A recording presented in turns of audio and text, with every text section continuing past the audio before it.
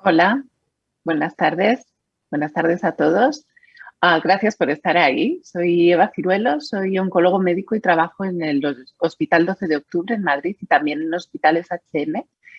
Y actualmente participo, como desde hace muchos años, con fantásticos profesionales en la junta directiva del grupo SOLTI. El grupo SOLTI es un grupo académico sin ánimo de lucro para la investigación en cáncer de mama. Somos muchos centros, más de 400 socios en España y también en otros países. Y estamos juntos para ayudar a las mujeres con cáncer de mama, para sobre todo promover tareas de investigación clínica para llevar el mejor tratamiento a las mujeres que más lo necesitan, aquellas diagnosticadas con cáncer de mama en estadios precoces o en estadios avanzados. También SOLTI intenta ayudar a los jóvenes profesionales que se inician en el mundo de la oncología y que quieren pues empezar su camino por la investigación clínica, por promover el bienestar de las mujeres con cáncer de mama, que al final es la misión de nuestro grupo. Y, por supuesto, para formar no solo profesionales, sino también pacientes, para formar y para educar a las protagonistas de esto, que son, al fin y al cabo, las mujeres afectadas de esta enfermedad. El cáncer de mama, desde luego, es una enfermedad prevalente, muy prevalente, y esto merece ser tratado, merece que nos escuchéis, merece que os escuchemos y merece gastar este tiempo tan bonito en hablar de él. Sabemos que los 5 o 6 minutos por paciente que tiene el oncólogo en el día a día, por supuesto, son insuficientes para abordar tantas cosas que se pueden abordar, ¿no? en el quehacer y en el día a día de SOLTI. Por eso hemos formado en este año este montón de talleres con estas fechas y temas, algunos ya pasados desde principio de año, como oncología de precisión, tumores hormonales, tumores HER2 positivos, tumores triple negativo, que es el tema de hoy, alteraciones genéticas, bienestar físico y emocional, sexualidad, embarazo, pareja, aspectos legales. Qué cantidad de maneras de mirar el cáncer de mama desde un aspecto más científico, más concreto, hasta un aspecto más social, emocional, porque el cáncer de mama da para mucho. Hoy tengo el privilegio de ser acompañada por algunas profesionales que me acompañan además en mi camino luchando contra esta enfermedad, como es la doctora Oliveira, compañera y amiga del Hospital Valdebrón de Barcelona, y también la doctora Casas, compañera y amiga del Hospital Virgen del Rocío de Sevilla.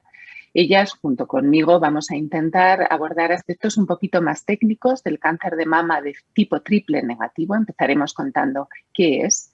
Y, por supuesto, no podemos irnos de aquí sin las otras dos patas de SOLTI, que son los pacientes y los profesionales y la gente que trabaja ahí.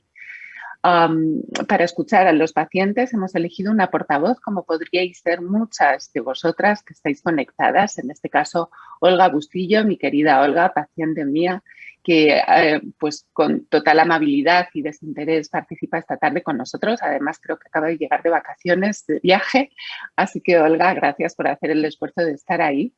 Y, por supuesto, oigamos a SOLTI, a las personas que trabajan día y noche en la oficina para sacar adelante esto tan difícil que es la investigación clínica, la investigación para contestar respuestas que muchas veces no tienen una forma tan fácil de ser contestadas. Respuestas académicas, respuestas que no interesan comercialmente a la farmaindustria o respuestas de biomarcadores, de biología, de por qué en algunos casos unas mujeres van muy bien con un tratamiento y otras no, cuando aparentemente unas y otras pertenecen al mismo escenario clínico y tienen la misma enfermedad. Esta investigación translacional tan bonita nos la va a explicar nuestro querido Fernando Salvador, que es Scientific Manager de SOLTI y quien va a hacer un repaso por toda la actualidad de los estudios en marcha. Así que con 1 hora y media por delante, pensemos en el cáncer de mama triple negativo. ¿Por qué estamos aquí todos? Pues, como hemos dicho, porque 1 de cada 8 mujeres que viven lo suficiente, porque no, la esperanza de vida en nuestro país en el sexo femenino supera ya los 89 años, me parece. Pues 1 de cada 8 de nosotras vamos a ser diagnosticadas de esta enfermedad. Esto supone que en el año cerca de 35.000 mujeres van a padecer un cáncer de mama. Esta es la incidencia, que es el número de casos nuevos que ocurren en una zona geográfica a lo largo de un periodo de tiempo. A eso se le llama incidencia y seremos 35.000 mujeres más, además de las que proceden de años anteriores con este diagnóstico. Por supuesto que el cáncer de mama es el tumor más frecuente en mujeres en la población occidental. En varones lo es el cáncer de próstata. Sin embargo, no son los tumores, aunque sí más frecuentes, más peligrosos. El tumor que más muertes produce sigue siendo el cáncer de pulmón, desgraciadamente. La mayoría de los casos de cáncer de mama se diagnostican entre los 35 y los 80 años. Este es un rango muy amplio. Si tuviéramos que poner el máximo de incidencia, abarcaría entre los 45 y los 65 años. Y esto explica el por qué en este rango de edad se realizan las tareas de diagnóstico precoz o cribado, ya que aquí hay que optimizar recursos y elegir la población que, aunque sea de forma etaria, que es algo desde luego muy arbitrario y que está cambiando en las recomendaciones, aquí es donde enfocamos el esfuerzo del cribado diagnóstico precoz. Tanto el número como la tasa de incidencia va aumentando en torno a un 2,5 a 3% todos los años. Y me podéis decir, ¿por qué? ¿Por qué, doctora? Yo, a mí, ¿no? Que es una pregunta muy frecuente. Yo no tengo antecedentes familiares, yo no fumo, yo no bebo, yo me he cuidado y a pesar de ello. Bueno, pues la verdad es que en la mayoría de los casos la etiología es desconocida, en cerca del 80-85% de los casos. Tan solo un 5% de los casos tienen alteraciones de transmisibilidad hereditaria que justificarían por qué en algunas familias hay muchos tumores de mama. Y por supuesto que otros factores en general, como puede ser el sedentarismo, el envejecimiento de la población, el consumo de alcohol, la obesidad, la utilización de tratamientos hormonales, etcétera, pudieron aumentar levemente cada uno de ellos, como con un riesgo relativo de entre 2 y 2,5, el riesgo de desarrollar esta enfermedad. El caso es que es un problema que está aquí y que no solamente es un problema sanitario, sino por supuesto de responsabilidad social. Es preocupante el tener un cáncer de mama. Yo cuando las pacientes vienen a la consulta normalmente y de forma totalmente comprensible y asustadas, siempre digo, tranquila, es mejor no tener un cáncer a tener un cáncer, pero de todos los tumores que uno puede tener, seguramente el cáncer de mama sea el que yo elegiría para mí, sin querer ninguno, por supuesto. ¿Por qué? Porque normalmente solo el 8 o 10% de los tumores, cuando se presentan por primera vez, ya tienen desarrolladas metástasis a distancia, lo cual transforma esto en una enfermedad crónica, incurable, aunque de buena evolución normalmente. Esto significa que el 90% de nuestras pacientes se diagnostican gracias a la adherencia al cribado en estadios más precoces de la enfermedad, estadios 1, estadios 2 o estadios 3. Esto es algo muy, muy bueno. También tenemos que decir que no todos los tumores de mama son iguales. Por supuesto que algunos son hormonales y esta es una pregunta muy habitual porque a unos les damos hormonas, a otros no. Cerca del 65 a 70% de los tumores son de tipo hormonal y por eso muchas de ustedes están siendo tratadas con algún tipo de tratamiento hormonal en diferentes contextos para enfermedad precoz avanzada. Pero hay un 30% aproximadamente de tumores que no son hormonales y que son de tipos ER2, un grupo muy específico y con tratamientos muy seleccionados que ya se ha repasado en un taller anterior, y del subtipo triple negativo. El subtipo triple negativo, 15% de los casos, es aquel tipo de tumor que no tiene expresión para los receptores hormonales ni tampoco para el gen ER2. Por tanto, son tumores donde ni los tratamientos hormonales ni los tratamientos contra el ER2 funcionarían. Y es por esto que se ha llamado de tipo triple negativo. La verdad es que es una ausencia de definición. Yo siempre digo, es como si me preguntan de dónde soy y yo contesto que no soy de Andalucía ni de Valencia. En realidad no estoy diciendo de dónde soy. Y es por eso que hay que trabajar mucho y muy duro para especificar mejor y para definir mejor qué es el cáncer de mama triple negativo, porque esa especificación, esa definición, ese conocimiento va a llevar a una mejor selección de los tratamientos que indudablemente van a repercutir a largo plazo en una mayor tasa de pacientes que se curan y, por supuesto, en una mayor tasa de pacientes que sobreviven y que viven bien cuando la enfermedad es avanzada.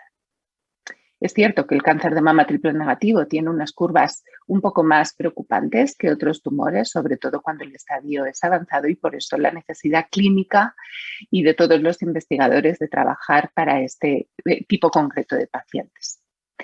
Hasta ahora todos estos factores que veis en la pantalla, pues el tipo de tumor, las características del paciente, por supuesto, dónde están las metástasis, los síntomas, la agresividad, el coste de las medicinas, que es algo de lo que todos somos también, tenemos que tener una responsabilidad social, han hecho que los oncólogos eligiéramos el mejor tratamiento para cada caso, ¿no? Sin embargo, esto, bueno, pues son criterios clínicos que van bien, ¿eh? Van bien y de hecho hemos ido muy bien y que nos han ayudado a seleccionar tratamientos locales como pueden ser la radioterapia o el tratamiento quirúrgico o también tratamientos para enfermedad avanzada, en el caso del cáncer de mama triple negativo, pues sobre todo la quimioterapia. Sin embargo, tenemos, bueno, pues que seguir evolucionando y ahondando y especificando de qué hablamos cuando hablamos de triple negativo y por qué unas pacientes van muy bien y otras no tanto.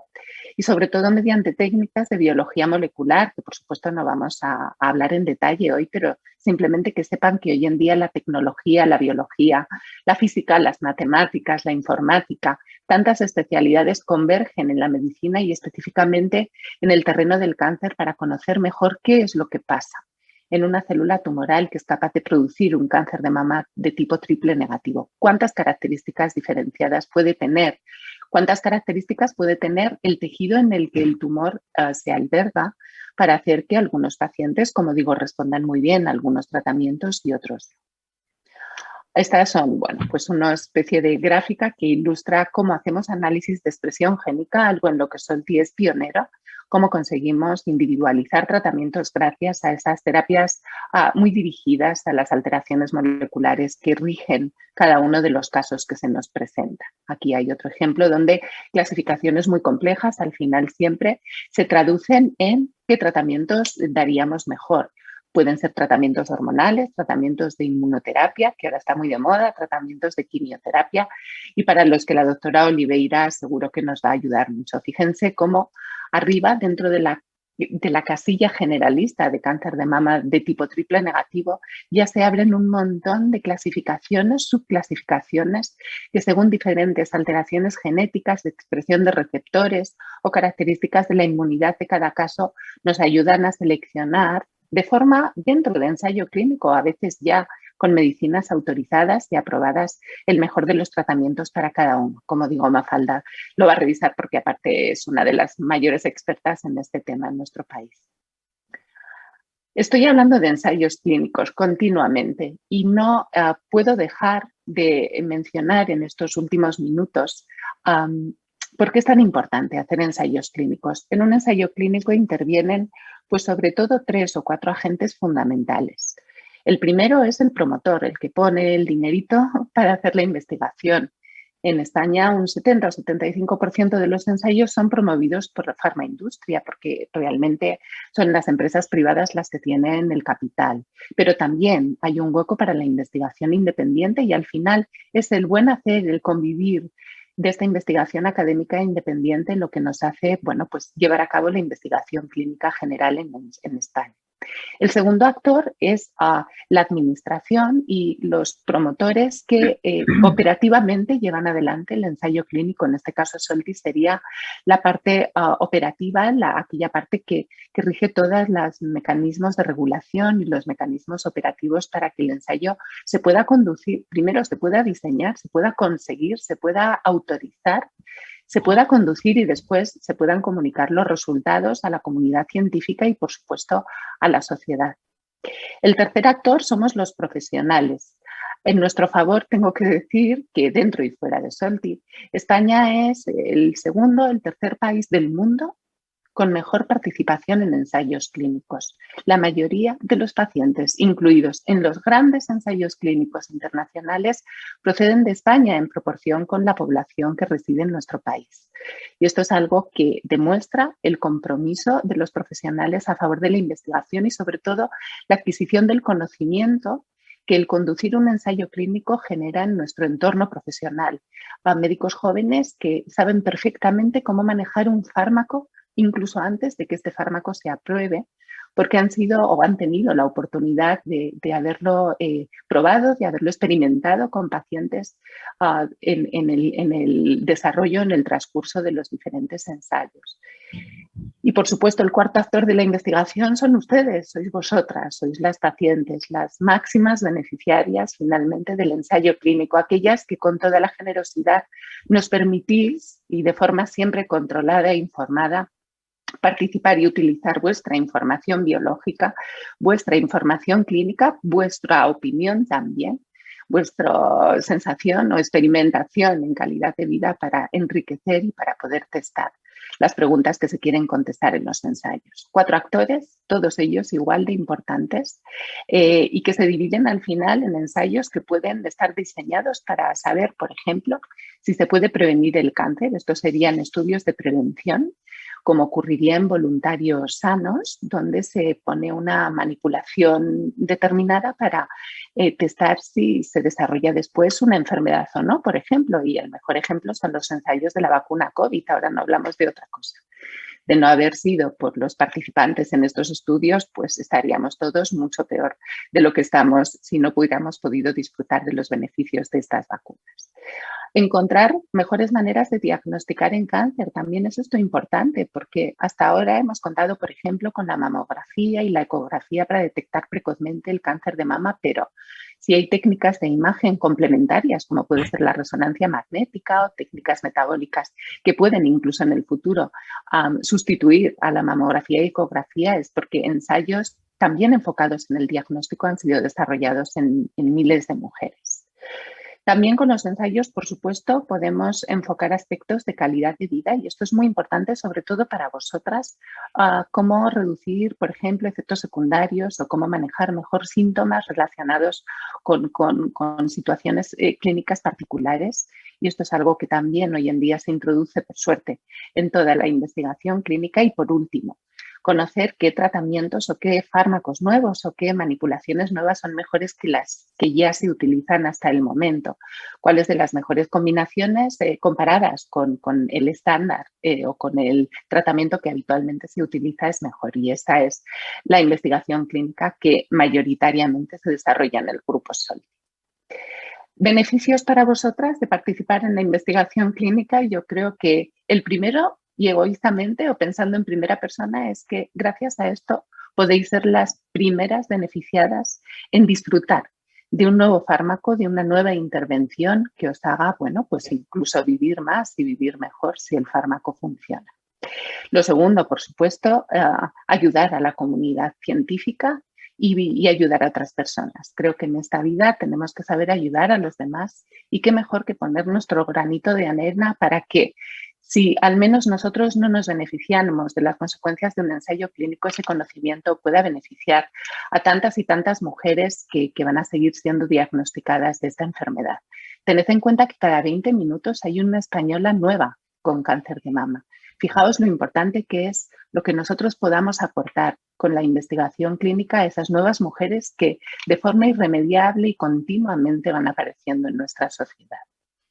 Riesgos de la investigación clínica, por supuesto. El riesgo de no disfrutar de ningún beneficio, ya que cuando un fármaco se somete a ensayo clínico o una manipulación, nadie sabe todavía si es mejor de lo que actualmente es recomendado y podrían aparecer efectos secundarios que todavía no están bien caracterizados con este nuevo fármaco, con esta nueva intervención. No obstante, y para minimizar estos riesgos, recordar que siempre hay una regulación ética absolutamente estricta detrás, que ningún ensayo clínico en ningún centro de nuestro país ni de ningún país se realizan sin que haya unas regulaciones muy estrechas y, por supuesto, sin contar con la voluntad de quien participa, que sois vosotras. Siempre podréis tener el privilegio de retirar el consentimiento para participar en un ensayo clínico solo con que no queráis hacerlo, con que lo hayáis pensado mejor o con que, por supuesto, aparezca algún efecto adverso que no queréis soportar.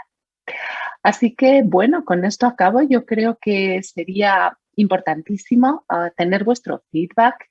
Tenemos un reto aquí, sobre todo en el cáncer de mama metastásico, que es, por supuesto, fomentar esta investigación clínica y creo que ya he sido suficientemente vehemente como lo suelo ser con todo lo que creo y lo que quiero de verdad, y es que la investigación es necesaria para el bien social y también para el bien individual, que tenemos que compartir datos. Esto también es muy importante. A través del Big Data podemos recolectar nuestros datos y compartirlos con otros grupos a nivel internacional, y hay plataformas que nos ayudan y que nos hacen que nuestro proyecto y nuestra proyección sea grande y sea cada vez más grande y llegue cada día a más sitios, ¿no? Para tener muchos datos y poder analizarlos de forma automática.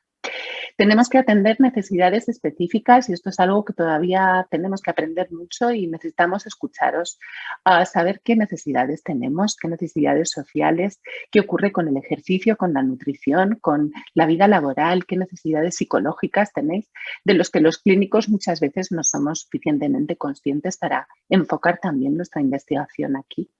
Y necesitamos que estéis informadas. Un paciente informado es un paciente poderoso. Un paciente informado es un paciente que participa en las decisiones, es un paciente que entiende a su médico, es un paciente que puede ayudar a los demás, es un paciente que se siente más seguro ante las adversidades que surgen en el camino y que estoy segura que son muchas. Así que, por favor, fomentad la participación, fomentad la información y no dudéis en pedir ayuda a través de Solti a cualquiera de los profesionales que estamos aquí. info@gruposolti.org o algo así. Después me ayudan a daros la dirección correcta para vosotras. Y, por supuesto, no dudéis en comentar cualquier duda con vuestro oncólogo, con vuestro clínico, porque estoy segura que si están dedicándose en su día a día a la atención de pacientes oncológicos es porque les importa mucho lo que pasa en el día a día para vosotras. Así que muchas gracias. Con esto yo termino. Y quiero, a partir de ahora, recordar que podéis participar. Hay un chat para preguntas, en primer lugar y durante toda la presentación. Y al final de la última presentación también habrá una manera de que nos contestéis un cuestionario de calidad que quiero que rellenéis, por favor, para que el resto de talleres que quedan, no solamente este año, sino en sucesivas jornadas, pues sean cada vez mejor. Queremos escuchar vuestras sugerencias para mejorar el diseño de sesiones como la de hoy. Así que sin más, Mafalda, querida Mafalda, cuéntanos cómo se trata hoy en día el cáncer de mama de tipo triple negativo para las pacientes que nos oyen. Gracias.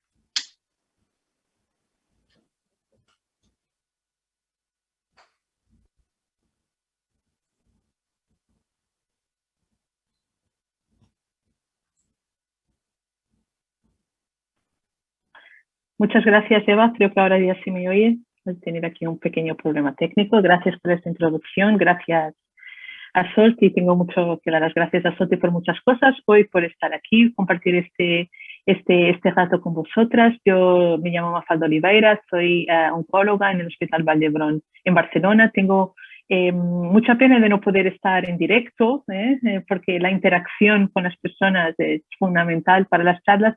Así que, bueno, no sé, Olga, te voy a mirar todo el rato porque eres la única paciente que tengo aquí delante mío para dar esta charla. Entonces, en los próximos minutos, me gustaría repasar un poquito cómo tratamos hoy en día el cáncer de mama triple negativo, los tratamientos que existen, los tratamientos que vienen a muy corto plazo, estos tratamientos que ya han demostrado beneficios en este subgrupo que, como ha dicho Eva, hasta ahora se definía por lo que no es, pero conocemos bien poco de lo que es.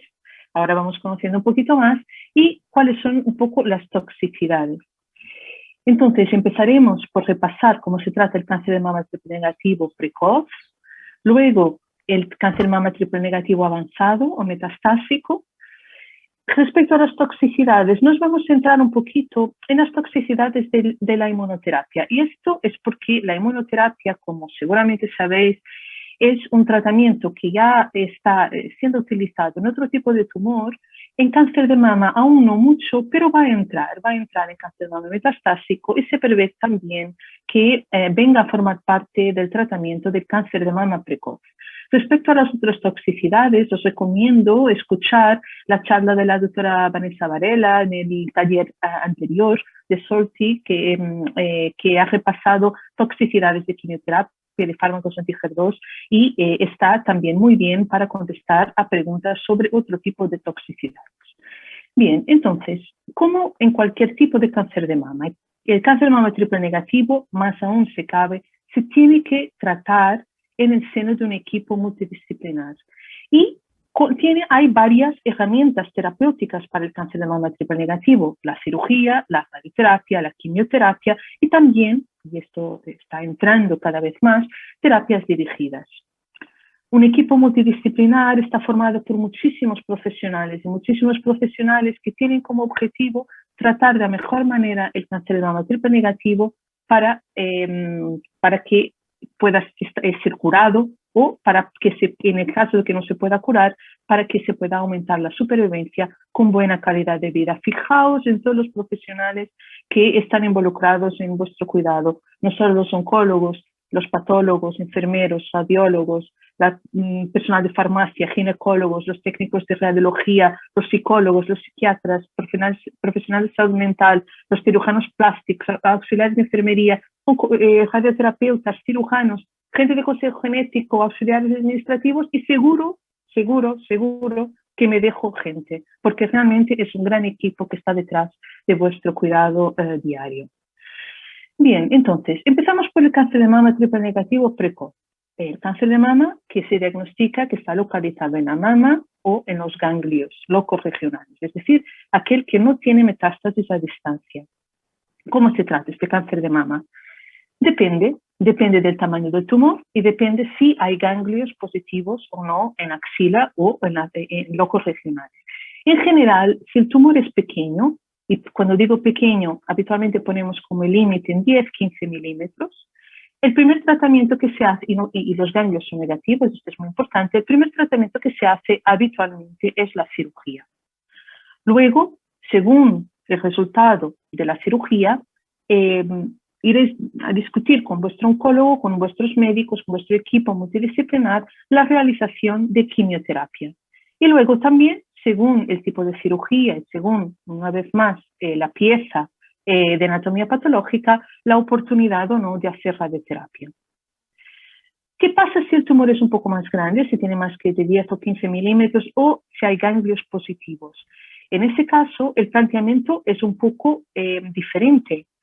Se empieza, en general, por dar un tratamiento con quimioterapia, y esta quimioterapia, en general, está basada en dos tipos de quimioterapia que son los más activos en cáncer de mama, que son las antraciclinas y los taxanos, y podéis también discutir con vuestro médico la oportunidad de añadir otro tipo de quimioterapia, que es el carboplatino. Después, siempre se tiene que operar. A día de hoy no está demostrado que incluso que el cáncer de mama desaparezca en las pruebas que se hagan después de la quimioterapia, no está demostrado que no se puede operar, o dicho en positivo, lo que sí que se sabe es que aunque el tumor desaparezca en las pruebas después de la quimioterapia, se tiene que operar sí o sí. Y después de la cirugía, bueno, eso depende.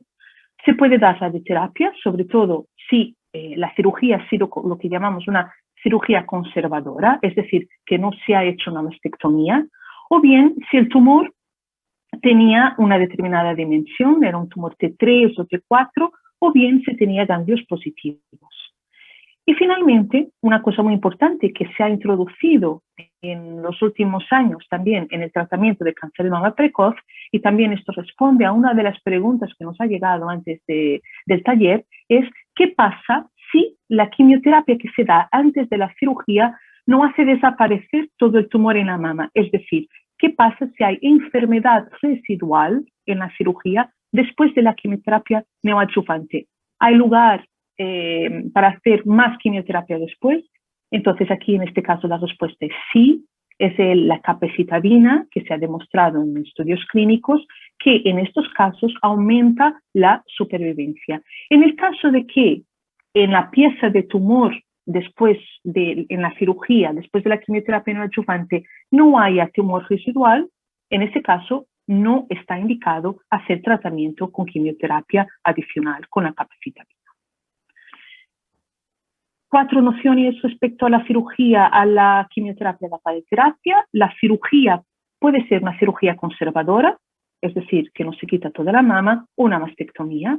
Esto depende del tipo de cirugía y del tamaño del tumor. de la respuesta al tratamiento neoadjuvante si uno recibe quimioterapia neoadjuvante y también de las características de la paciente, si tiene una mama mayor o una mama más pequeña que permite hacer un tratamiento conservador o no, y también de las preferencias de la paciente. Esto es algo que siempre se tiene que discutir con la paciente. Una noción importante es que hacer una mastectomía por sí solo no mejora el pronóstico, ¿vale? Porque a veces uno piensa mejor quitar la mama que ya se acaba el problema. No necesariamente, ¿vale? Esto, la decisión del tipo de cirugía depende de los factores que acabamos de mencionar y no mejora por sí solo el pronóstico.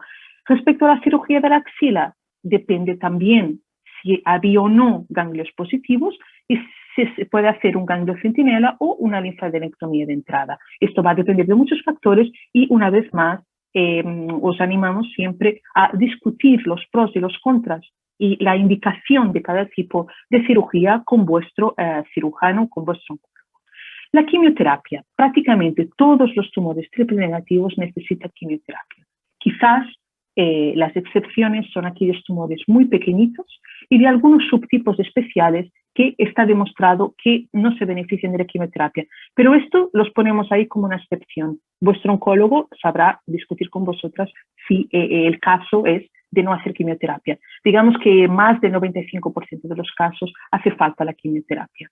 ¿Quimioterapia con qué? Ya os he comentado, antraciclinas, taxanos, más o menos platinos si la quimioterapia se da de forma neoadjuvante. Y una vez más, si hay tumor en la pieza quirúrgica después de la quimioterapia neoadjuvante, considerar el tratamiento con capecitabina. La radioterapia depende también de varios factores, del estadio inicial, como hemos dicho antes, del tipo de cirugía. Si es una cirugía conservadora, necesariamente se tiene que hacer la radioterapia. Si se ha hecho una mastectomía, depende del estadio inicial, de la afectación ganglionar y también de los márgenes de la cirugía. Bien, esto cuanto al cáncer de mama triple negativo precoz. ¿Qué pasa si, a pesar de todos estos tratamientos, se desarrollan metástasis? O si se diagnostica un cáncer de mama triple negativo que es metastásico desde el inicio. Aquí los objetivos de tratamiento van a cambiar un poco. El objetivo, casi el 100% de los casos, no va a poder ser erradicar la enfermedad, porque los tratamientos no van a permitir ese objetivo, sino que los objetivos de tratamiento van a ser mejorar la supervivencia y también la calidad de vida. A día de hoy, ¿cuáles son los tratamientos que tenemos para cáncer de mama triple negativo metastásico? Bueno, quimioterapia, quimioterapia, quimioterapia, quimioterapia y luego radioterapia puntualmente si hace falta, por ejemplo, pues, tratar una lesión ósea con riesgo de fractura o que duele, o si hay lesiones a nivel del cerebro, pues una radioterapia localizada. Pero a día de hoy lo que está aprobado en toda España, digamos así, es quimioterapia. Bien, por eso es fundamental poder acceder, sobre todo en cáncer de mama triple negativo metastásico, a los ensayos clínicos. Y ahora, en las próximas diapositivas, os voy a enseñar por qué. Porque, como os he dicho, el tratamiento estándar, quimioterapia, antraciclinas, taxanos, platinos, eribolina, fenolarabina, capecitabina, hay muchos tipos de quimioterapia que se pueden ir dando una tras la otra. El bevacizumab también se puede utilizar, sobre todo en combinación con los taxanos en primera línea, es un antiangioténico, es otra clase de fármacos, pero hay nuevos tratamientos y muchos de ellos aún no están disponibles en España o en todas las comunidades autónomas. Esto depende también un poco del acceso de las distintas comunidades, pero hay nuevos tratamientos que en los últimos años han demostrado un aumento de la supervivencia de algunos pacientes con cáncer de mama triple negativo metastásico y que nosotros hemos tenido en nuestros hospitales y por lo tanto varios pacientes que han entrado en estos ensayos clínicos en los últimos años se han podido beneficiar de estos tratamientos que aún no están disponibles para todos de forma generalizada en nuestro país. Por eso es importante, aquí está, creo que es uno de los ejemplos de por qué es importante la participación de en los ensayos clínicos. ¿Qué tratamientos son estos? La inmunoterapia. Hay dos fármacos que han demostrado mejoría del pronóstico en contexto de cáncer de mama triple negativo avanzado, el atezolizumab y el pembrolizumab. Los inhibidores de PARP en pacientes que son portadoras de una mutación patogénica de BRCA1 o BRCA2 en línea germinal, que corresponden a que el 5 o 10% de los casos que Eva os comentaba antes, de que el cáncer de mama está asociado a factores genéticos hereditarios, con una alteración en estos genes que se heredan de la madre o del padre, que se pueden transmitir a la descendencia. Y el tercer grupo, digamos así, de fármacos nuevos que han demostrado ya resultados muy interesantes son los llamados ADCs o conjugados fármaco anticuerpo. Os voy a explicar qué es un poco más adelante. Y el fármaco que realmente ha demostrado un aumento de la supervivencia en cáncer de mama triple negativo metastásico en este año ha sido el sacituzumab govitecan. No voy a volver a hablar de la importancia de los ensayos clínicos, como podéis ver en este contexto. Una palabra para la inmunoterapia. Ayer se ha publicado unas guías de SEOM, una guía informativa de la SEOM respecto a la inmunoterapia, que os animo a ir a ver porque realmente está muy bien. Son materiales que están adaptados a los pacientes, que explica un poco qué es la inmunoterapia y cuáles son los potenciales efectos secundarios de la inmunoterapia. Entonces, básicamente, nuestro sistema inmunitario, igual que controla las infecciones, ¿no?, puede controlar o tiene la capacidad también para controlar distintos tipos de cáncer en sus fases muy iniciales. Lo que pasa es que llega un punto en que con la división de las células del cáncer, con el crecimiento de los tumores, el sistema inmunitario, nuestros linfocitos y el resto de las células del sistema inmunitario no tiene la fuerza suficiente como para controlar y impedir y hacer que el tumor pare de crecer. ¿Qué hace la inmunoterapia? La inmunoterapia da como armas a nuestro sistema inmunitario para luchar contra las células del cáncer. Eso que no consigue hacer por sí solo, hay la posibilidad de recibir algunos fármacos que activan el sistema inmunitario para luchar contra las células del tumor. Esto es cómo funciona la inmunoterapia. Como os he dicho, hay dos fármacos que en combinación con quimioterapia han demostrado mejoría de la supervivencia libre de progresión, y uno de ellos, el atezolizumab, también en supervivencia global, en un subgrupo de pacientes con tumores triple negativos. ¿Qué subgrupo es este? Es aquel subgrupo de tumores triple negativos que tienen una proteína que es el PDL1 y que por lo tanto decimos que son los tumores triple negativos PDL1 positivos. Entonces esto, igual que los receptores hormonales y el HER2 en el conjunto de pacientes con cáncer de mama, el PDL1 es un marcador que se tiene que empezar a mirar en pacientes con cáncer de mama triple negativo metastásico. ¿Por qué? Porque tiene implicaciones a nivel de tratamiento, específicamente el tratamiento con inmunoterapia, el atezolizumab y el pembrolizumab. El otro grande grupo, como os he dicho, son los inhibidores de PARP en las pacientes que son portadores de mutaciones de BRCA. Esto es un poco difícil de explicar cómo funcionan, pero fijaos, imaginad que, bueno, como sabéis, nuestras células, cuando se divide el material genético y esta división no es perfecta, hay siempre errores cuando se divide el DNA de una célula madre a una célula hija.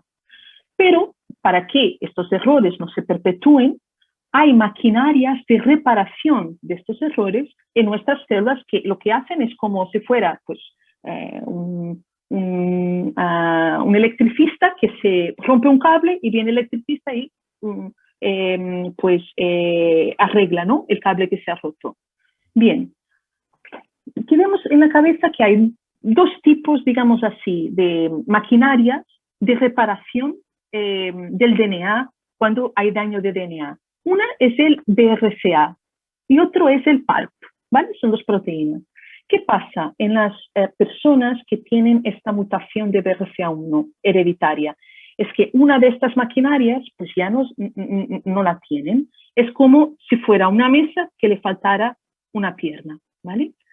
Cuando hay mutación patogénica de BRCA. ¿Qué pasa? Solo tiene la otra, que es el PARP. ¿Qué pasa si le damos un fármaco que inhibe el PARP? Pues entonces que se rompe la otra pierna, es decir, la mesa se cae en este caso. ¿Qué significa esto a nivel del tumor? Pues que las células del tumor, sin el BRCA y sin el PARP, se mueren. Y esta es la base para dar dos fármacos, olaparib y talazoparib, ¿vale? Que seguro que os suenan también, en pacientes con cáncer de mama HER2 negativo, en este caso, que tienen una mutación de BRCA. Al día de hoy, solo está indicado para este grupo de población. Fijaos, cáncer de mama triple negativo, esta caja desastre de cosas que no son triple negativo, ¿no? Pero ya tenemos aquí dos grupos. El grupo PDL1 positivo, que parece que la inmunoterapia funciona bien, y el grupo de pacientes con mutaciones de BRCA, que funciona bien los inhibidores de PARP. ¿Qué más? El tercer grupo de fármacos interesantes en enfermedad triple negativa son los conjugados fármaco-anticuerpo o los ADCs. ¿Esto de qué va? Bueno, sabemos que la quimioterapia que se da por la vena son medicamentos buenos, pero son un poco, entre comillas, tontos. ¿Tontos por qué? Porque llegan a todas partes. A las células del tumor y las células buenas, porque van por la torrente sanguínea, ¿no? ¿Qué pasa con los conjugados fármaco-anticuerpo? La quimioterapia, que sería esta estrellita aquí, no va libre por la torrente sanguínea, sino que está enganchada a un anticuerpo, ¿vale? ¿Ves aquí? ¿Y qué pasa con esto? ¿Qué pasa? Que el anticuerpo con la quimioterapia enganchada reconoce unas proteínas que están a la superficie de las células de cáncer de mama triple negativo, ¿vale? Y es como si fuera una llave que entra en una cerradura. Cuando el anticuerpo reconoce estas proteínas, se engancha a las proteínas y entra dentro de la célula. Y dentro de la célula, la quimioterapia se separa del anticuerpo y se libera dentro de la célula de tumor y mata la célula desde dentro. Ese es el mecanismo de acción de los conjugados fármaco-anticuerpo. En este último año también se ha presentado un ensayo con un fármaco llamado sacituzumab govitecan, entre paréntesis, no sé quién inventa los nombres de los fármacos, pero bueno, se llama así. Para nosotros también es difícil memorizarlo, ¿vale? Entonces, que se ha visto que, comparado con una quimioterapia de elección del investigador, este fármaco de esta quimio inteligente del ADC mejora no solo la supervivencia libre de progresión, sino también la supervivencia global de pacientes que ya han sido tratadas con varias líneas de quimioterapia. Esperamos, por tanto, que este fármaco también pueda entrar pronto en el armamentario de tratamientos contra tumores triple negativos. Últimas diapositivas respecto a los efectos adversos. Es importante conocer los efectos adversos porque es importante entender qué es lo que nos está pasando y conocer las pautas para tratarlos. Es importante conocer los efectos secundarios que son potencialmente graves, identificarlos precozmente, de modo que se pueda instalar un tratamiento rápido para evitar complicaciones graves e irreversibles. Y siempre el gran reto en este caso de la identificación de las toxicidades es obviamente el acceso a la atención urgente dentro de cada centro y también la accesibilidad. No tiene que ser al médico. Nosotros sabemos algunas cosas de manejo de efectos adversos, pero vosotras sabéis perfectamente, yo creo, que tener una enfermera que os pueda explicar de forma más cercana todo lo que las cocinitas que se pueden hacer para todos los efectos adversos secundarios a la medicación es absolutamente fundamental. Entonces, es algo que nuestros centros también estamos potenciando, una atención más cercana a vosotras, a las pacientes, para que cualquier duda relacionada con efectos adversos podáis recurrir al enfermero al hospital. Última diapositiva sobre efectos adversos para hablar un poquito de la inmunoterapia. Como os he dicho, hay una charla muy buena de efectos adversos en otro taller de Solti, solo que empieza a entrar estos los efectos secundarios de la inmunoterapia porque probablemente es uno de los fármacos que va a entrar más rápido para el cáncer de mama triple negativo. Entonces, os he explicado cómo funciona la inmunoterapia, ¿no? Es un fármaco que recibimos que activa nuestro sistema inmunitario para que pueda matar las células del tumor. ¿Qué pasa con los efectos secundarios? De que a veces pues, nuestro sistema inmunitario se pasa, se ha activado, y en lugar de ir solo contra las células del tumor, veis aquí el linfocito con una cara de malo, en lugar de ir solo contra las células del tumor, también empieza a atacar lo que son los tejidos sanos. Y es de ahí que ven los efectos secundarios. Casi pues, todos los órganos del cuerpo pueden ser atacados por el sistema inmunitario. ¿De acuerdo? Esto es importante saberlo. Hay efectos secundarios que son más frecuentes y hay otros efectos secundarios que son menos frecuentes. ¿Cuáles son los más frecuentes? Es que ataque pues, el intestino y haya diarrea. Un efecto secundario frecuente es a nivel de tiroides, puede dar una inflamación de tiroides que puede dar un hipotiroidismo. Para esto hay tratamiento de sustitutivo, como sabéis, a pastillas que se puede dar. Erupción cutánea, inflamación a nivel de la piel, inflamación a nivel del hígado, dolor articular, porque puede haber también un cierto ataque, digamos, del sistema inmunitario a las articulaciones. Menos frecuentes o muy raros, pues al corazón, el pulmón, el cerebro, esto es mucho más raro. ¿Cómo se trata la inflamación? ¿Cómo se tratan los efectos secundarios? Bueno, con antiinflamatorios, pero en este caso tienen que ser antiinflamatorios muy potentes.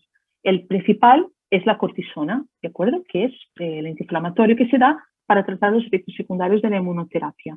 Y luego, dependiendo de los sitios de los efectos secundarios, hay otros antiinflamatorios más agresivos o más potentes, digamos así, que también se pueden dar para tratar todos estos efectos secundarios.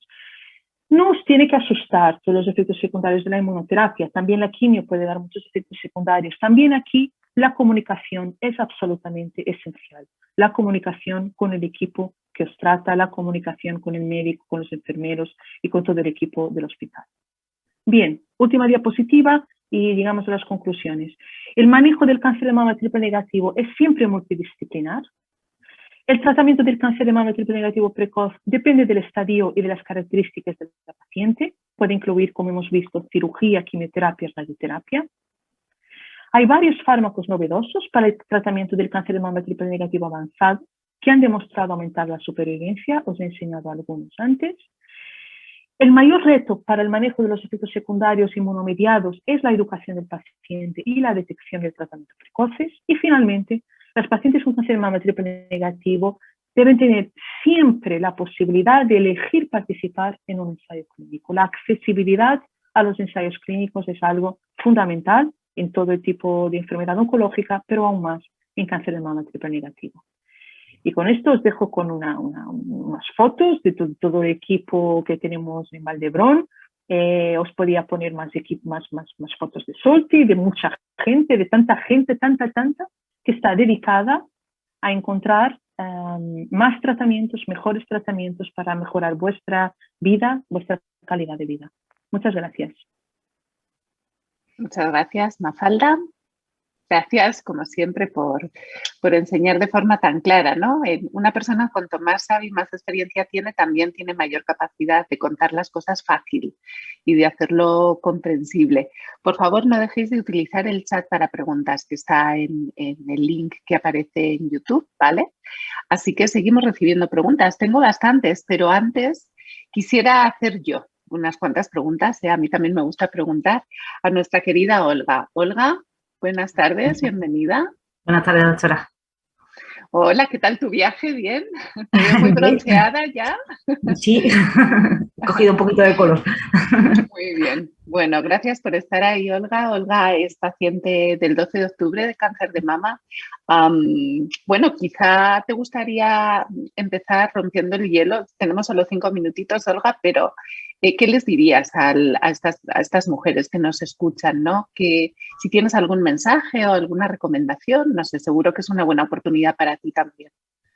Bueno, pues que aunque asusta, el diagnóstico da mucho miedo al principio, que al final, dejándote llevar de buenos profesionales, como ha sido mi caso, pues bueno, al final se sale y bueno, y siempre hay que pensar en que los días van pasando, el tratamiento va haciendo su trabajo, lo que tiene que hacer y al final se sale y ya está. Olga, ¿tú qué has echado de menos? Si pudieras elegir, por ejemplo, 2 o 3 cosas que en tu día a día pudieras cambiar. No sé, desde la organización de la sala de espera del hospital hasta no lo sé, hasta haber tenido a lo mejor más acceso a ensayos ¿qué cambiarías si pudieras pedir 3 deseos, ¿no? Desde el punto de vista del paciente. Pues algo que comentaba la doctora Mafalda, es verdad que ese esa enfermera o ese enfermero que te llevara un poquito de la mano y pues te enseñara a los efectos, en mi caso, de la quimio, que al principio la llevé bien, pero al final fue un poco peor. Pues una persona que te enseñara, pues, que te acompañara durante todo el proceso, eso sí bueno, que lo eché un poquito en falta. Eso sería lo primordial. Y a lo mejor, pues, el hecho de estar acompañadas en las salas de tratamiento con las mismas pacientes, o sea, con pacientes que tengan lo mismo que tú, para poder hablar, para poder intercambiar, pues eso, pues truquillos o lo que sea, también, no sé, lo eché en falta, un poco en falta. Muy bien. En este último punto que tú nos comentas, es cierto que existen las asociaciones de pacientes, ¿eh? A Sí. través de Solti podremos informaros de cómo contactar con cada una de ellas y, por supuesto, la Asociación Española contra el Cáncer, que Sí. es la sociedad que de una forma totalmente desinteresada, ¿no? Y ayuda incluso a personas sin recursos que no tienen manera de a lo mejor pagar algunas necesidades que no están cubiertas por la sanidad pública o privada. Olga, Sí. ¿conoces alguna asociación? Sí, a ver, yo conozco la Sociedad Española contra el Cáncer, lo único es que, claro, a mí me tocó en plena pandemia, con lo cual, pues no estaban tampoco tan accesibles, porque, pues eso, pues porque la pandemia lo exigía así, Mm. entonces, pues bueno, ha sido un poco más difícil, pero bueno, a ver, que todo es comprensible y es normal, ¿no? ¿Tú cómo crees que la pandemia, Olga, desde el punto de vista vuestro, puede haber afectado no lo sé, al funcionamiento normal de lo que debería ser un hospital? ¿O tú crees que a lo mejor en tu caso en particular el diagnóstico se pudo ver retrasado o interferido por la pandemia COVID? No, en mi caso particular no, en mi caso yo no puedo decir que se retrasara, nada, lo más mínimo, Ujú, en mi caso. Sí que a ujú. la hora de, pues eso, en los tratamientos, pues no podíamos estar acompañadas con algún familiar, en el caso de mi marido, no podíamos estar acompañados, o a la hora de la cirugía, eso es muy duro, el meterte en el hospital para operarte y que te encuentres sola, eso es muy duro. Eso a lo mejor también es otra cosa que hubiese añadido a la lista de deseos, que Totalmente. hubiese metido, poder estar acompañada por un familiar en ese momento. Totalmente, Mm. totalmente ha sido difícil, sobre todo la soledad del paciente, ¿verdad? A nivel de profesional se habla mucho de qué cantidad de gente está incluso afectada psicológicamente Sí. por haber estado ahí en primera línea, pero el paciente ha sufrido muchísimo también, sobre todo en su soledad. Sí. Más allá de la pandemia, Olga, cuando te diagnosticamos y te dijimos que tenías un cáncer de mama y además de tipo triple negativo, ¿cómo lo manejaste en tu caso? Porque es verdad que es un tumor que afecta muchas veces a mujeres más jóvenes que están en plena plenitud laboral, familiar, que a veces tienen hijos pequeños a los que cuidar, parejas, padres que todavía viven y que se preocupan por ti, ¿no? Y contar a tus padres que tienes un cáncer, pues también es muy duro, ¿no? No solo contárselo a los hijos. Entonces, no sé si quieres contarnos tu vivencia o al menos un consejo para estas mujeres jóvenes que puedan estar atravesando esos primeros momentos del diagnóstico. Bueno, yo, como bien dice doctora, tengo una hija con 5 años, tengo a mis padres y bueno, lo más duro es contárselo a los padres, pues porque, hombre, es, Se preocupan. eso es que te preocupa. Pero Claro. bueno, los padres siempre están ahí, van a estar y bueno. Y mi hija, tanto mi marido como yo, cuando conocimos el diagnóstico, decidimos que mi hija tenía que ser partícipe de todo. Tiene 5 años, le explicamos todo, pues eso, pues tiene 5 años, o sea, como ella lo pudiera entender más o menos. Pero ella ha participado de todo mi tratamiento. Ella, desde que me pusieron el PIC hasta que, bueno, pues ha estado delante cuando se me empezó a caer el pelo, cuando me rapó mi marido por primera vez el pelo, o sea que todo el tratamiento lo ha seguido conmigo. Si yo he estado bien, ella ha estado conmigo, si he estado mal, ha estado también aquí. bueno, creo que es en cuanto a los niños, a los hijos, creo que es importante pues no pensar que por ser niños los van a llevar peor, sino todo lo contrario. A mí mi hija ha sido la que me ha ayudado bueno, en la mayoría de los días a levantarme y a seguir para adelante. O sea, ha sido ella, que es bueno apoyarse también en los niños, aunque sean pequeños. Y como he dicho antes, que al final esto es bueno, pues es un proceso con un tiempo determinado y que al final los tratamientos pasan y bueno, y se intenta recuperar más o menos la vida normal. Claro que sí, aprendemos todos, ¿verdad? Y en el día a Eso día, y es. no dudéis pues en pedir ayuda. También tendremos un taller enfocado especialmente en estos aspectos. Voy a invitar, si no está conectada o en pantalla, a que vuelva Mafalda. Te necesitamos porque ya a continuación damos también paso al debate. Hay muchas preguntas, ¿no? Para Olga, para Mafalda, para mí. Bueno, pues por favor participad. Hay unas cuantas preguntas, Mafalda, que me llegan por aquí y es ¿qué momento desde el diagnóstico de un cáncer de mama triple negativo precoz es el más peligroso cuando se pasa un poco el peligro de sufrir una recaída, ¿no? Si hay algún año en particular donde ya podamos respirar un poco más tranquilos. Claro. Bueno, es muy buena pregunta. Claro que cuando uno hace todo el tratamiento, ¿no? Para el cáncer de mama precoz, luego se queda siempre ahí la duda, ¿no? ¿Va a volver? ¿No va a volver? Entonces, el cáncer de mama triple negativo, en general, el pico, digamos así, de riesgo para recidivas está alrededor de los 2-3 años después de acabar el tratamiento, ¿vale? No es los 5 años que habitualmente uno tiene en la cabeza, que luego tampoco es así en todos los casos, ni mucho menos, ¿vale? Pero los 2-3 primeros años son como en que hay más probabilidad, aunque sea baja, ¿vale? Con todos los tratamientos que tenemos hoy en día, de que pueda volver el cáncer de mama, ¿vale? Es importante saber que, ¿por qué insistimos tanto en todos los tratamientos? ¿No? Os he hablado de quimioterapia neoadjuvante, de la cirugía, luego de la quimioterapia después. Bueno, porque realmente se ha demostrado que todos estos tratamientos, ¿no? Mejoran el pronóstico, y estos datos que teníamos de que el pico de los 2-3 años son datos antiguos, curiosamente, ¿no?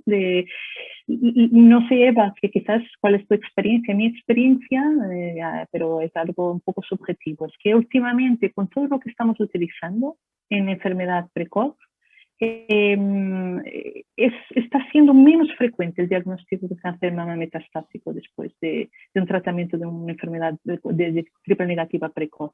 Esto el tiempo no nos lo va a decir, pero sí, tenemos tratamientos muy efectivos al día de hoy, y esto es fundamental.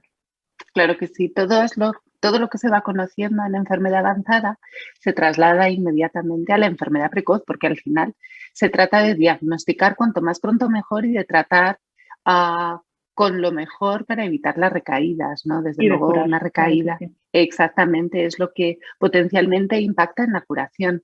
Mafalda, muy brevemente, recuérdanos por qué a unas mujeres se les da capecitabina después de la cirugía y a otras no, que me siguen preguntando esta cuestión. Exacto. Entonces, si el tratamiento empieza por quimioterapia, hacemos toda la quimioterapia antes de la cirugía y luego se analiza la pieza quirúrgica, ¿no? Si no hay tumor, y esto es fantásticas noticias porque es el factor pronóstico más importante en este caso, no se tiene que dar ninguna quimioterapia más. La capecitabina tiene lugar si, aunque se haya dado quimioterapia antes de la cirugía, siga habiendo tumor residual en la pieza quirúrgica, en la pieza de anatomía patológica después de la cirugía. En este caso, sí que se ha demostrado que la capecitabina aumenta la supervivencia en el caso de cáncer de mama triple negativo. Es ahí donde se tiene que dar la capecitabina. Perfecto. No, que la pregunta, ¿no? Que decía, era un caso de una persona que no tenía, ¿no?, enfermedad en la cirugía. Bien, no hay problema, bien hecho, no se tiene que dar capecitabina en adjuvancia en este caso.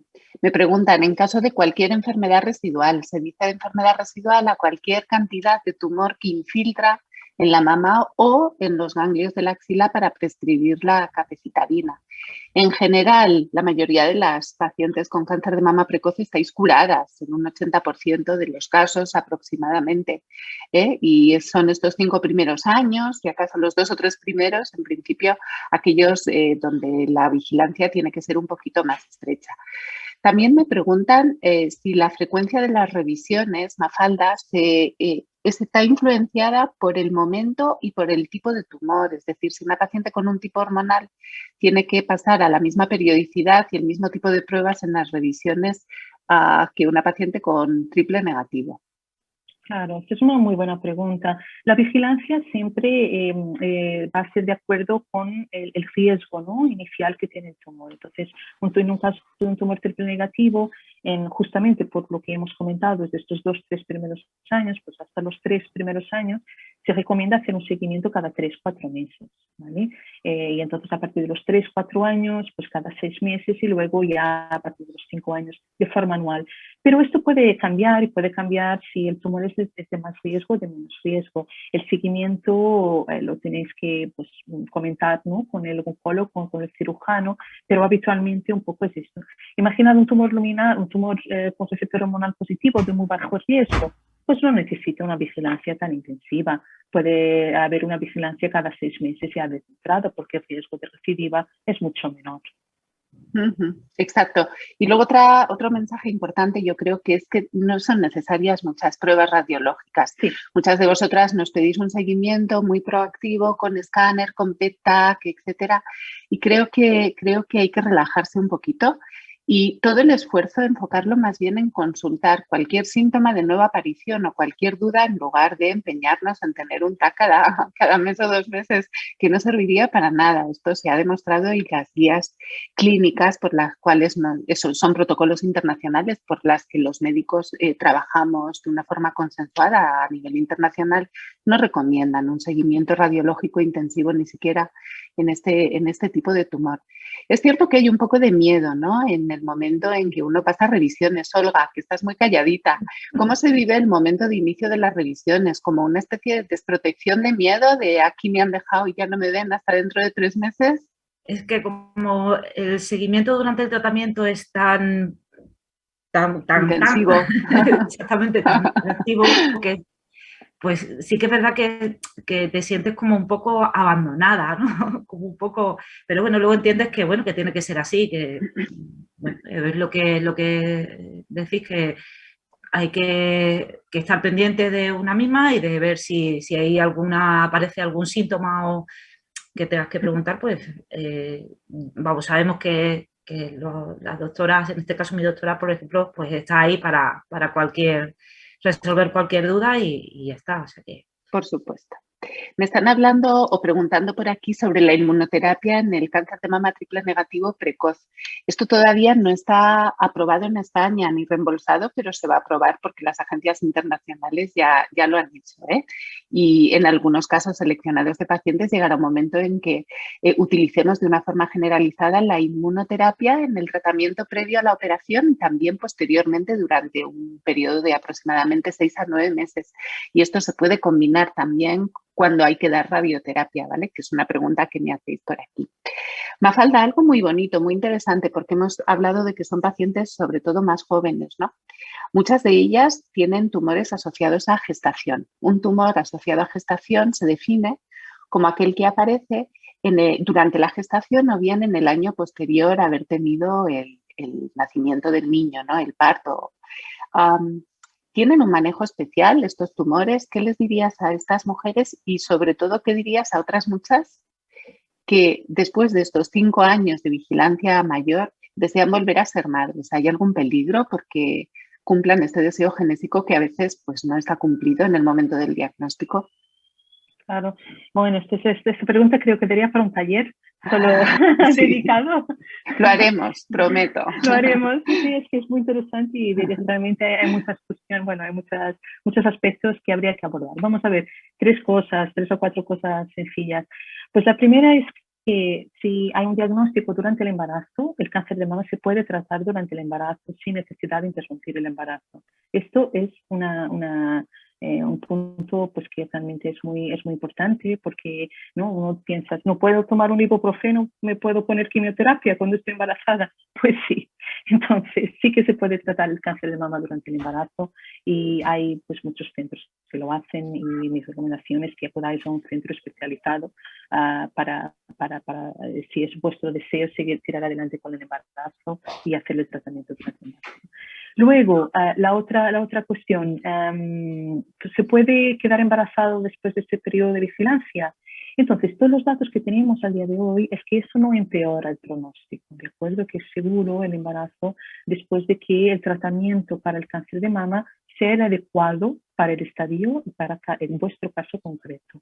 Esto lo tenéis que hablar mucho con vuestro oncólogo, con vuestro equipo de tratamiento, porque hay muchos estudios que sugieren esto, pero, por ejemplo, es importante que se haga el tratamiento correcto para vuestro caso. Es decir, en el caso de un tumor con receptores hormonales positivos que se tiene que hacer tratamiento endocrino, es conveniente que se haga el tiempo de tratamiento endocrino adecuado para esa situación. Hay un ensayo clínico, un gran estudio que se llama Positive, que se ha hecho también, que Solti ha participado, que miraba si acortar un poco el tratamiento hormonal era en aquellas mujeres que tenían el deseo de tener un hijo después de tener el cáncer de mama, si acortar el tratamiento hormonal y hacer entre 2 a 3 años de tratamiento hormonal en lugar de hacer los 5 o los 10 años que pueden estar recomendados, empeora el pronóstico del cáncer de mama. Este estudio ha resultado muy rápido, justamente porque es una cuestión que es muy candente, se pone en la vida de muchas personas, pero los resultados aún no los tenemos disponibles. Entonces es importante saber que vamos a tener la respuesta a esto un poco en el futuro, pero aún no sabemos. Entonces el mensaje es ser prudentes, pero obviamente que el cáncer de mama no es el centro de la vida. Entonces hay otros factores que también se tienen que tener en cuenta cuando se toman decisiones sobre el tratamiento del cáncer de mama. Y esto es muy importante y es algo que a Olga y a muchas mujeres se lo recordamos el día de la primera visita. Llegamos muy asustados, esto es una ruptura absoluta con nuestra vida, nuestros planes, nuestro cuidado de los demás cuando toca cuidarse a sí mismo, ¿no? Hay que parar en las decisiones, pensarlas un poquito y dedicar un mes, si es necesario, 2 meses de tiempo para preservar ovocitos en el caso de que vayamos a recibir quimioterapia y todavía queramos ser madres, ¿no? La medicina pública cubre una serie de condiciones para la preservación de ovocitos y la medicina privada, pues por supuesto, cubre el resto, ¿no? Tenemos que hacer una parada en pensar si queremos una buena reconstrucción porque la estética a largo plazo también es importante. Es decir, hay que tener en mente que sí, que el tumor de mama tiene una prioridad, pero normalmente no es una urgencia oncológica. Y el que diseñar muy bien el camino que tenemos que seguir con nuestros profesionales, con otros especialistas y de una forma informada, tranquila y reflexionada con nuestra familia, nuestra pareja, es sumamente importante, ¿vale? El mensaje, después del 5.º año, el embarazo protege de la aparición de segundos tumores y de recaídas. Hay un metaanálisis precioso que se presentó hace poquitos meses donde por fin tenemos esta información. Y el estudio Positive que han mencionado, Mafalda, un estudio muy bonito, académico y que además ejemplifica muy bien lo que intenta hacer Solti y es responder a estas preguntas académicas que no tienen necesariamente un fármaco asociado, pero que son tan relevantes clínicamente. Mafalda, ya 2 preguntas finales, que si no, no nos va a dar tiempo a ir en tiempo. Esto pasa como en la Eurocopa, ¿no? Que vamos a tener que ir a la prórroga en todos los talleres nos pasa. Normalmente, cuando un cáncer de mama de triple negativo recae, ¿qué órgano suele afectar? Es decir, ¿hay alguna diferencia, por ejemplo, cuando un tumor luminal hormonal recae en algún órgano? Bueno, muy buena pregunta. Sí que hay algunas diferencias, no se puede decir que no hay ningún órgano que no pueda ser afectado, pero los tumores luminales, hormonales, habitualmente tienen muchas metástasis óseas cuando recaen, ¿no? El cáncer de mama triple negativo también puede pasar, pero no es tan frecuente. Es más frecuente pues los ganglios linfáticos, el pulmón, y el hígado también, pero hay como distintos tipos, patrones, digamos, de afectación de los órganos metastáticos en el tumor triple negativo. Sí. Perfecto, muy bien. Tengo que pasar a la siguiente cuestión. Después tenemos otros 10 minutitos al final, ¿vale? Espero que no se nos corte la conexión y nos deje sin ni siquiera poder dar el cierre. Así que a continuación, Fernando Salvador es miembro del Departamento Científico de SOLTI. Esta es la gente lista del grupo. Todos somos listos, pero ellos mucho más porque son aquellos que ponen en realidad los conceptos, las ideas científicas que queremos desarrollar dentro de los ensayos. Así que adelante, un vídeo que Fernando nos ha grabado para ilustrarnos de qué cosas hace nuestro grupo. Adelante. Hola a todos y todas, mi nombre es Fernando Salvador y soy manager científico en SOLTI. Durante los próximos minutos os trataré de explicar de una manera concisa qué es SOLTI, quiénes los componen, a qué nos dedicamos y cuál es el objetivo del grupo. SOLTI es un grupo académico con más de 25 años de trayectoria dedicado a promover y llevar a cabo la investigación clínica en cáncer, mayoritariamente cáncer de mama, pero no exclusivamente este tipo de tumor, dado que recientemente hemos comenzado algún estudio clínico en pacientes con otro tipo de tumores. SOLTI está formado por más de 400 socios especialistas de diferentes disciplinas, es decir, no solamente oncólogos, sino también radiólogos, especialistas en anatomía patológica, investigadores dedicados más a los procesos de laboratorio. Todos estos socios investigadores se encuentran distribuidos en más de 100 hospitales que componen nuestra red, mayoritariamente en España, pero también trabajamos con centros en Portugal, Francia o Italia. ¿Qué es lo que hacemos en SOLTI? ¿Cuál es nuestra misión? Pues nuestra misión es promover una investigación innovadora de calidad para poder mejorar el pronóstico de las pacientes de cáncer de mama, pero también, como he dicho antes, pacientes en otro tipo de tumores. ¿Cuál es nuestra perspectiva de futuro? ¿Cuál es nuestra visión? Pues nuestra visión es cambiar el paradigma de la investigación en cáncer desde el ámbito académico y hacer una investigación, lo que se dice, más translacional. ¿Qué quiere decir esto? Pues quiere decir que queremos orientar la investigación clínica en cáncer a partir del conocimiento del tumor y de esta manera poder trasladar las investigaciones básicas, es decir, aquellas llevadas a cabo en los laboratorios, a aplicaciones clínicas que tengan como resultado un beneficio en la salud de los pacientes. Y de esta manera, pues tratamos de buscar las explicaciones de por qué hay cosas que funcionan en los grupos de pacientes, pero que sin embargo sí que funcionan en otros, ¿no? En cuanto a la organización, tenemos una junta directiva compuesta por 9 oncólogos médicos distribuidos en 5 centros españoles, siendo nuestro presidente el doctor Aleix Prat y del Hospital Clínic de Barcelona y nuestra vicepresidenta la doctora Eva Ciruelos del Hospital 12 de Octubre. Básicamente lo que hace SOLTI es llevar a cabo de manera íntegra ensayos o estudios clínicos, es decir, de principio a fin. Por ello, SOLTI participa en todas las etapas de desarrollo de los ensayos, ¿no? En primer lugar, pues generando nuevas ideas de ensayos clínicos que tienen su origen en investigadores asociados a SOLTI. O sea, estas nuevas ideas tienen que plasmarse luego en un diseño concreto de este ensayo que finalmente acaba desarrollándose en un protocolo de ensayo clínico, donde viene recogida pues toda esta información necesaria para los investigadores que participan en el estudio desde nuestra red de hospitales.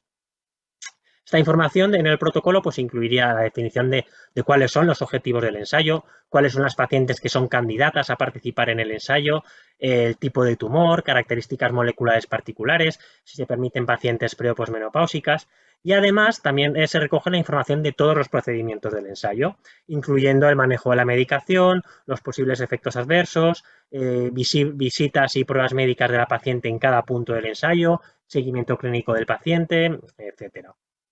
En segundo lugar, ya entraría el proceso, ¿no?, de puesta en marcha, que implica procesos como la selección de qué hospitales van a participar en el estudio o también toda la parte administrativa que implica el envío de gran cantidad de documentación a la Agencia Española del Medicamento y Productos Sanitarios, así como además también a los comités de ética de los hospitales, para poder así recibir su aprobación y poder comenzar el ensayo. Sin la aprobación de las autoridades sanitarias, pues no sería posible, ¿no?, empezar un ensayo clínico. En tercer lugar, pues una vez se puede comenzar el ensayo clínico, SOLTI se encarga de llevar a cabo la gestión del mismo a diversos niveles, dando apoyo a los investigadores y centros participantes, monitorizando los datos del estudio para confirmar que se están siguiendo los procedimientos establecidos. También gestionamos todo aquello relacionado con las muestras biológicas, principalmente muestras de sangre y biopsias tumorales, que nos permiten en ocasiones seleccionar qué pacientes son candidatos a los ensayos, pero también llevar a cabo análisis en el futuro para investigaciones relacionadas con cáncer. Y ya por último, una vez el estudio ha finalizado, desde Solti también se lleva a cabo todo el proceso de comunicación científica, que implicaría la publicación de los resultados obtenidos en los ensayos clínicos, para que puedan ser conocidos, ¿no?, pues por toda la comunidad científica y médica. Y de esta manera, pues poder así seguir desarrollando las ideas para poder enlazar con el siguiente ensayo para llevar a cabo pues una investigación lo que sería más avanzada, con el objetivo siempre, en última instancia, de cambiar la práctica clínica para poder mejorar el pronóstico de las pacientes. En Solti se llevan 3 tipos de estudios, ¿no?, que han dado lugar a 3 programas distintos. En primer lugar, el programa de biomarcadores. En este tipo de estudios, pues más que llevar a cabo estudios con un fármaco en concreto, lo que hacemos es tratar de buscar explicaciones de por qué hay un grupo de pacientes que se están beneficiando de un tratamiento y otros no. Por eso decimos que estas investigaciones no son intervencionistas, al no interferir con el tratamiento habitual de los pacientes. Para estos estudios, pues es muy importante tener la información que nos pueden dar las muestras biológicas, principalmente las biopsias tumorales. Y el objetivo es buscar lo que llamamos un biomarcador, ¿no?, que permita a los oncólogos seleccionar mejor qué pacientes se pueden beneficiar de un fármaco en particular y qué pacientes necesitarían más probablemente un tratamiento alternativo. Luego tenemos lo que se llaman los ensayos clínicos habituales, ¿no?, el Clinical Trial Program. Dentro de este grupo de estudios, pues hay una amplia variedad de tipos y se buscan diferentes fármacos, terapias o estrategias que puedan impactar en el beneficio clínico de los pacientes. Hay ensayos que tienen el objetivo, por ejemplo, de buscar nuevas combinaciones de fármacos que puedan ser más efectivas, o, por ejemplo, pues también hay ensayos que tienen como objetivo reducir o disminuir los tratamientos en pacientes en los que se piensa que no se van a beneficiar de este tratamiento y, por lo tanto, podemos disminuir la toxicidad, aumentando además la calidad de vida de la paciente. Muchos de estos ensayos se realizan gracias a una idea o un biomarcador que ha venido del Biomarker Program para predecir la sensibilidad, ¿no?, a un tratamiento, como hemos comentado antes. Y gracias a esa información, pues se puede desarrollar un ensayo clínico teniendo en cuenta la información que proporciona ese biomarcador y testar el fármaco no solamente, o sea, testar el fármaco solamente, ¿no?, en la población en cuyos tumores se expresa ese biomarcador que hemos descubierto previamente. Y por último, comentar que también tenemos el programa de ventana de oportunidad o window. Este tipo de ensayos se llevan a cabo en el periodo de tiempo, en la ventana de tiempo, desde que un tumor de mama es diagnosticado, ¿no?, hasta que se lleva a cabo la cirugía del tumor, que normalmente suele ser pues unas 4 semanas después del diagnóstico. Se aprovecha esa ventana de tiempo para estudiar un tipo de terapia o combinación de fármacos sin interferir con el tratamiento habitual de las pacientes. Normalmente en estos estudios las muestras pues tienen un papel muy importante, dado que los resultados para estudiar de estos tratamientos se obtienen al analizar cómo ha cambiado la biología del tumor o, por ejemplo, la cantidad de ADN tumoral que hay circulando en sangre antes y después del tratamiento de este estudio. Ya para finalizar, pues simplemente comentaros que Solti tiene unos 40 estudios activos, de los cuales 21 son estudios propios de Solti, en los que intervienen todas las partes del proceso que he explicado anteriormente. Y además participamos en otros estudios a través de diversas colaboraciones, estudios, ¿no?, que son iniciados por otros grupos y otros promotores y nosotros pues actuamos como colaborador en ese sentido. Y creo que esto es todo lo que os quería contar. Muchas gracias a todos y todas y espero que este resumen, ¿no?, pues os haya ayudado un poco a comprender mejor cuál es el papel de Solti y cuál es el objetivo del grupo. Muchas gracias.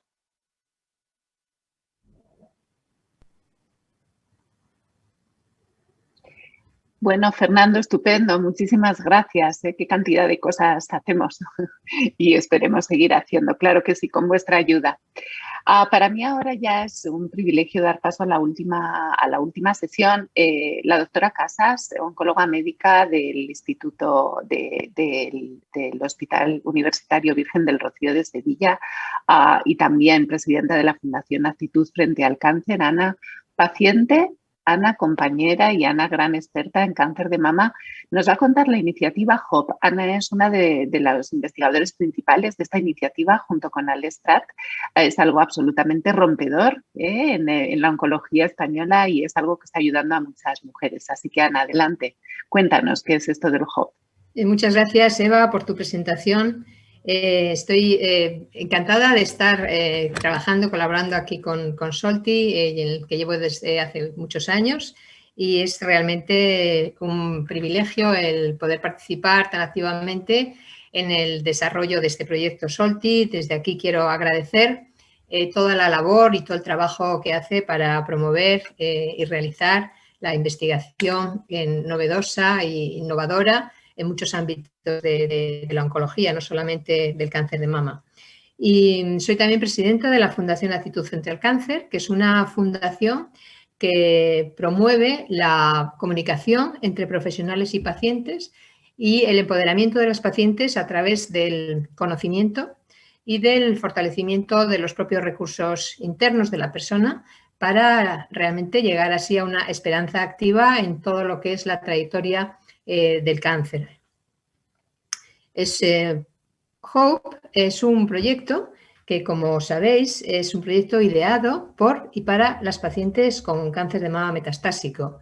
Es un proyecto que es de ámbito nacional del Grupo SOLTI y promueve activamente la participación de las pacientes con cáncer de mama metastásico en la investigación clínica.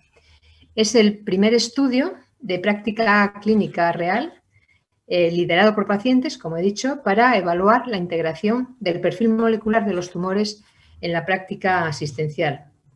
Y es algo muy importante y novedoso, ya se ha mencionado aquí varias veces, ahora a lo largo de este taller, que es un proyecto en el que, en la importancia de compartir datos entre profesionales y pacientes. Bueno, pues esto es lo que se realiza, lo que se hace en SOLTI, que es compartir esta información para avanzar en el conocimiento del cáncer de mama metastásico y facilitar vías hacia tratamientos específicos.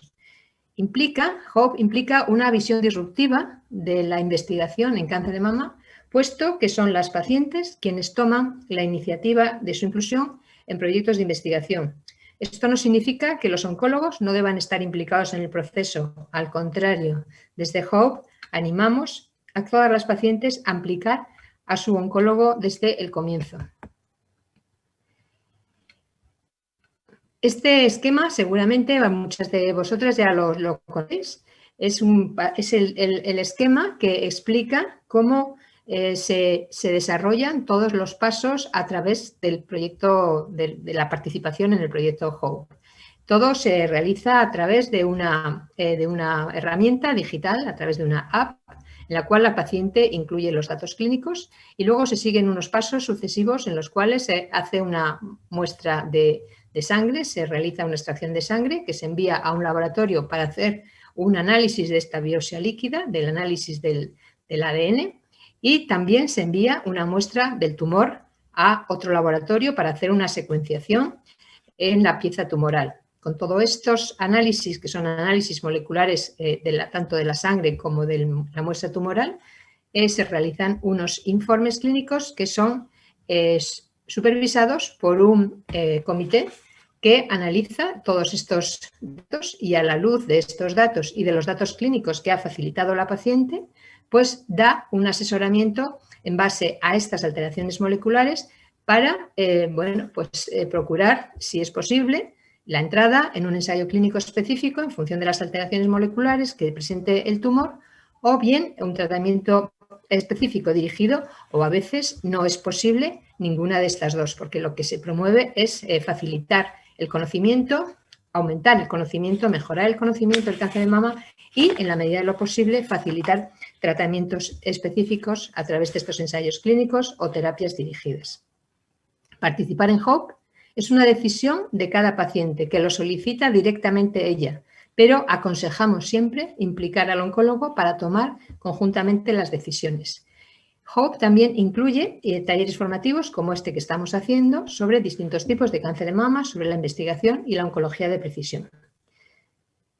Actualmente hay casi 400 pacientes incluidas, de las cuales empezó el reclutamiento en octubre del 2020, del pasado año, y en 6 meses se habían reclutado 400 pacientes, que era prácticamente el volumen que habíamos estimado para 2 años.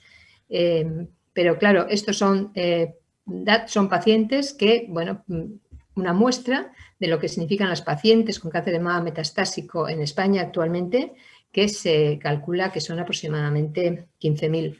Por tanto, necesitaríamos bueno, pues seguir avanzando, incluyendo, progresando mucho más en esto para llegar a más pacientes. Actualmente, desde enero, se ha hecho una parada técnica en el reclutamiento de nuevas pacientes porque hay un volumen importantísimo de datos, que ahora vamos a ver, que tienen que ser manejados, analizados. En este momento está parado el reclutamiento, pero está previsto reiniciarlo una vez pasado el verano. ¿Cuál es el estatus actual del reclutamiento a día de hoy? Bueno, pues registradas como tal que se han autorregistrado a través de la app hay 412 pacientes, incluidas hay 363. ¿Por qué? Pues porque hay una serie de pacientes, en este caso 44 pacientes, que bueno, por distintos motivos no son incluidas en el ensayo, no pueden seguir, no siguen por distintas razones en el ensayo.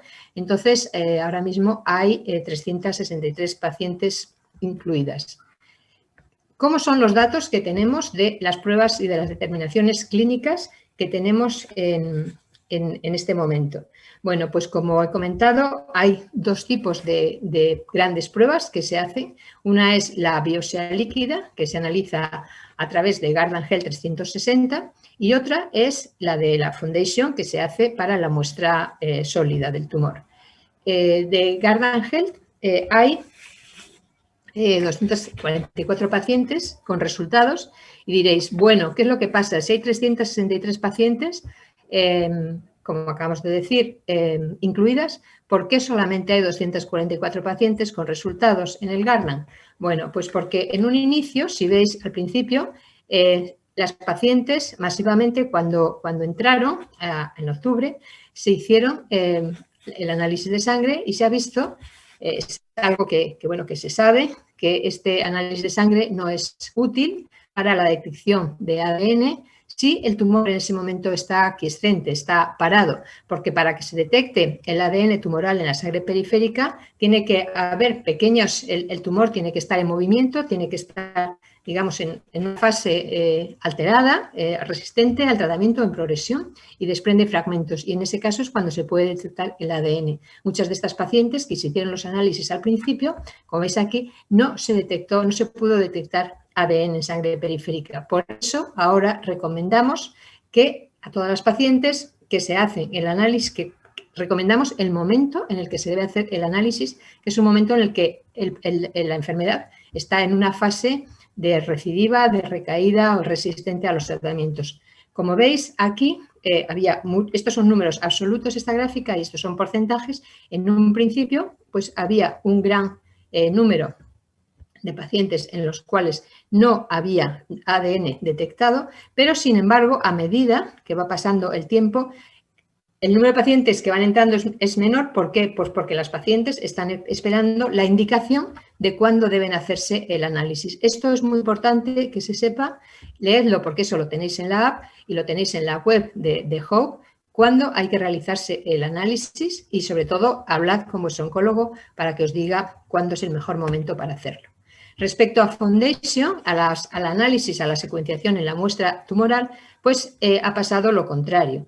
En el análisis de la colecta tumoral, pues al principio se recolectaron pocas muestras tumorales porque hubo problemas en la recolección de los tumores. Estos problemas ya están solventados, está aumentando el número de tumores y de muestras recolectadas, pero existe un problema y es que en algunos casos las muestras recolectadas no son demostrativas, hay que repetir la muestra. En ese caso, se está permanentemente en contacto desde Solti con la paciente que esté incluida, que esté en el proceso del Hope, y se le aconseja en un momento determinado a determinadas pacientes cuándo se debe repetir la recolecta de una muestra tumoral que, bueno, preferiblemente es deseable que sea una muestra de la metástasis, pero en el caso de que no haya, pues será una muestra del tumor primitivo. Hay veces que las muestras pues no llegan bien, llegan incompletas,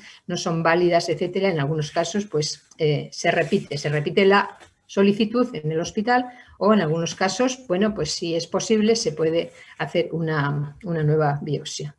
Con todos estos datos, ya para finalizar, hacemos un esquema en el cual vamos viendo secuencialmente en el tiempo para manejar todos estos datos que os digo que son muy profusos y muy laboriosos de manejar, puesto que hay que manejar todo lo que son los datos clínicos de las pacientes, hay que manejar todo lo que se hace a través de la biopsia líquida, los pacientes que tienen los resultados de las muestras de la secuenciación de la biopsia del tumor, y luego todo esto irlo uniendo con los datos clínicos, y con todos estos resultados se presentan en el Molecular Advisory Board, que es, como dije, un comité en el cual se analizan las muestras, se analizan, perdón, los pacientes con todos estos datos.